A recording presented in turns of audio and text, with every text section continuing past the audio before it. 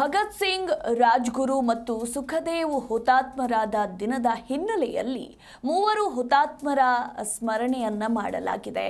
ಈ ಮೂಲಕ ಪಂಜಿನ ಮೆರವಣಿಗೆಯನ್ನ ಧಾರವಾಡದಲ್ಲಿ ಮಾಡಲಾಗಿದೆ. ಬಲಿದಾನ್ ದಿವಸ ಹಿನ್ನೆಲೆಯಲ್ಲಿ ಪಂಜಿನ ಮೆರವಣಿಗೆಯನ್ನ ಕೈಗೊಳ್ಳಲಾಗಿತ್ತು.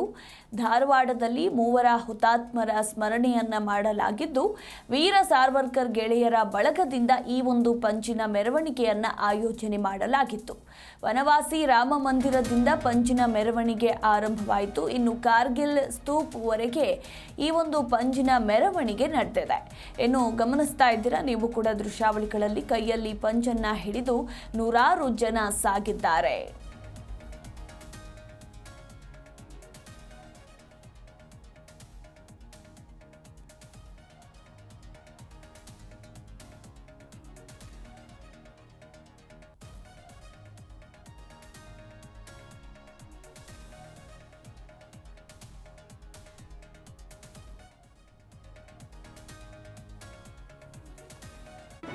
ಜಿ ಕನ್ನಡ ನ್ಯೂಸ್ ಈಗ ನಿಮ್ಮ ಮನೆಯಲ್ಲೇ ನೋಡಿ. ಎಲ್ಲ ಕೇಬಲ್ಗಳಲ್ಲಿ ಈಗ ಲಭ್ಯ.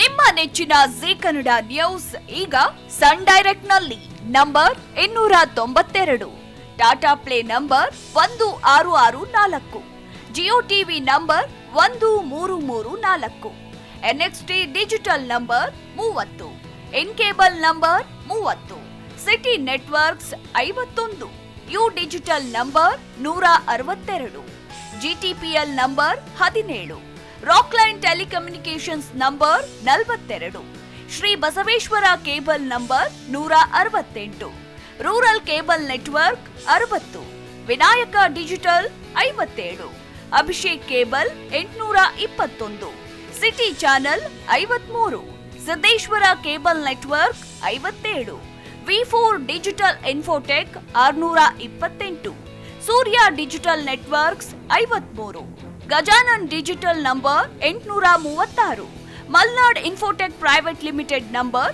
56, Metrocast number 830, Victory digital number 167ರಲ್ಲಿ ನೋಡಿ ಆನಂದಿಸಿ.